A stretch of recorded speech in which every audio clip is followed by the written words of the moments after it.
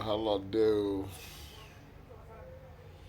I just came across a video that shows Nigeria took a loan of 2.5 billion US dollars to pay back 75 billion US dollars. Now, one of the things to noteworthy about these loans is one: Nigeria will not start paying till around 10 years.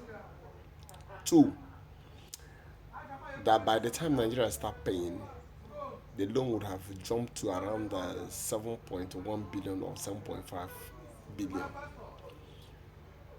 The loan tenure is about 40 years. By that time, Nigeria will pay about 75 billion US dollars. IMF loan again.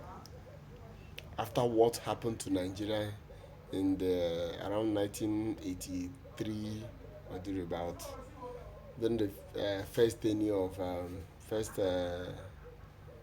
tenure of Muhammadu Buhari as military head of state, Nigeria, when they started structural adjustment program that destroyed Nigeria economy and still destroying Nigeria economy till date.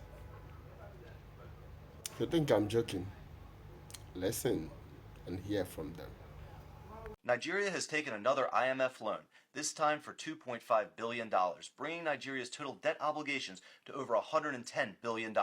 I don't like this deal at all for Nigeria, and I don't think it's an exaggeration to say this is more of an economic hitman type move, and I'm going to explain why. The terms of this IMF loan may seem fair at first glance. It's a $2.5 billion loan at 1% interest rate that will be paid off over 40 years, with no payment due for over 10 years. But here's the problem. The loan needs to be paid back in Western currencies, and the Naira is losing significant value every year, meaning this loan is going to end up costing tens of billions of dollars to Nigeria within a decade. From an economic sense, the effective interest rate would be 1% plus the depreciation of the Naira relative to the US dollar. In the past year, the Naira depreciated 50%, meaning the interest rate would be 51% if the Naira depreciation continues. This is an economy-destroying debt obligation, of course because payments don't start until 2034, when all the current politicians will be long gone when the loan starts to come due. I can understand why this was a tempting loan to take. But let's say the Naira depreciation is only 10% per year, which is very generous.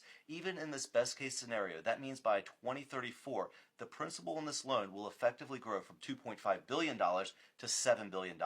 The payments will then be the equivalent of $1 billion a year and continue for 30 years. So for $2.5 billion today, Nigeria is agreeing to pay the Western banks $30 billion under a 10% inflation rate. But even the loan itself comes with other concessions that should worry Nigerians.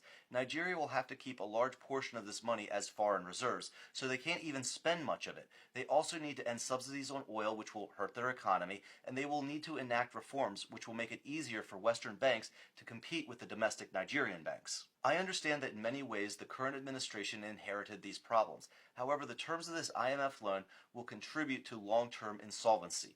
Nigeria has far too many assets, both in raw resources and a talented labor pool, to be in this debt spiral.